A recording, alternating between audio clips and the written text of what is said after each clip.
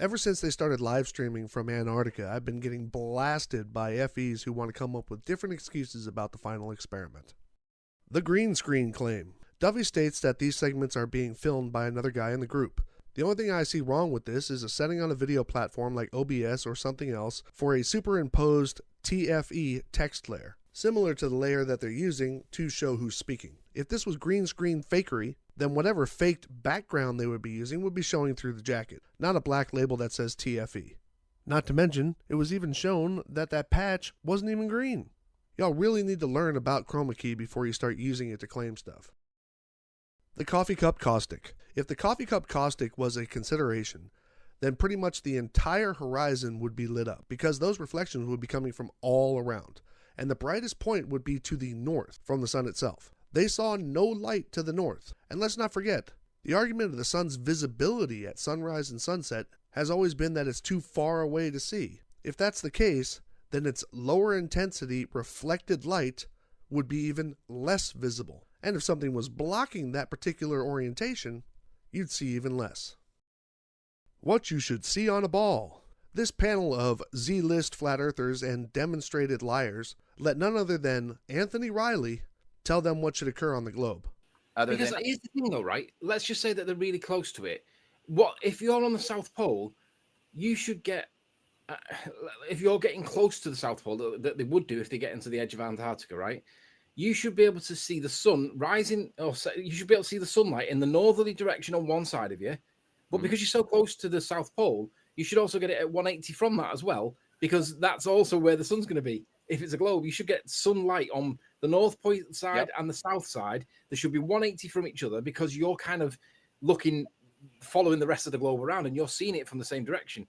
Well, we're all in agreement here that there's not a South Pole. I mean, it always points to the north. The north is the center. That's it. There's no magnet pointing anything. So according to Riley, we should see twilight to the south and the north on a spherical Earth, which if you follow that claim all the way through, every post-sunset to the west twilight from anywhere would be accompanied by a twilight to the east, which also doesn't happen. So seriously, dude. ALE is the company providing this expedition. The final experiment folks are not alone on this trip. The ALE contract includes a privacy clause for the entire expedition group about filming people without their permission. That's fine. But with this band of YouTube content creators, Witsit wanted this band to include them, and there seems to have been no agreement among the group of YouTube content creators of general consent. Yet here they are live streaming everything, which doesn't even give somebody the opportunity to consent or their final cut rights. Maybe you want to say hi to everybody and then tell them whether or not, if you don't mind. I'd rather not. You'd rather not. Okay, you'd rather not. That's good. But he's one who says that the sun is, we're not allowed to film them just like they're not allowed to film us. Go. There we go. There's some stuff down there. We haven't been taken down there yet. That's good. Kind of talking about it. I can't show them, so I'm not going to show them. And why is Jaren trying to film people that did not give permission to be on film just for a soundbite? Rules for thee, but not for me, huh, Jaren? I guess you just can't help yourself. And this flies in the face of the stated argument about this just being about the observation. And like, all we really want is just like for everyone to be cool and have good vibes and just go make the observations. So, but that did happen today. And if it was all about just the observation and good vibes, then why does Witsit use every opportunity, when he's not begging for money, to only want to talk negatively about the other people? But in short, the 24-hour sun has been filmed. It's been observed. There is no explanation within reason for it to occur on any of the flat Earth claimed models. Everything else is just hogwash and deflection. All I keep hearing now is just this means we have to rethink some stuff, which means make up new excuses. It doesn't destroy flat Earth. Here, take it from one of the participants.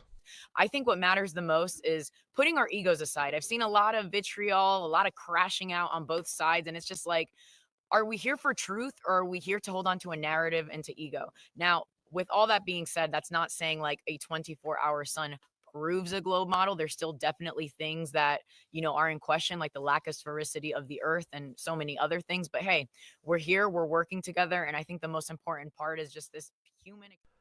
And she said that, standing on a continent that all flat earthers say you cannot travel to, having just observed a 24-hour sun that all flat earthers say is impossible. Sounds like you're holding on to that narrative pretty tight.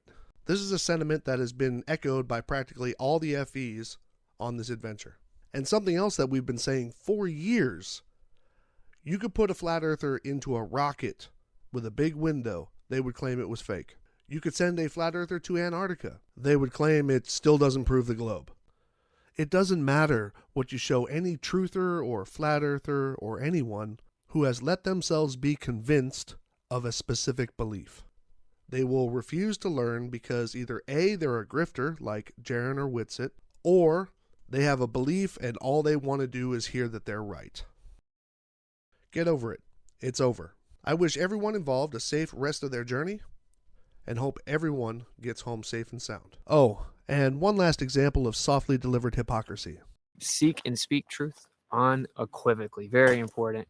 And what's popular is rarely true, and what's true is rarely popular. I encourage everyone, just sit back, bro. It doesn't matter. And if your pursuit of truth is the reason that you do all this, and you just want to know what the truth is, what the truth is should never trigger you. You should never get upset. You should never censor. You should never attack the people going and finding it for you and bringing it to you. That is such a weirdo thing to do, bro. It's so weird. I need you guys to get a grip, please. Oh my God.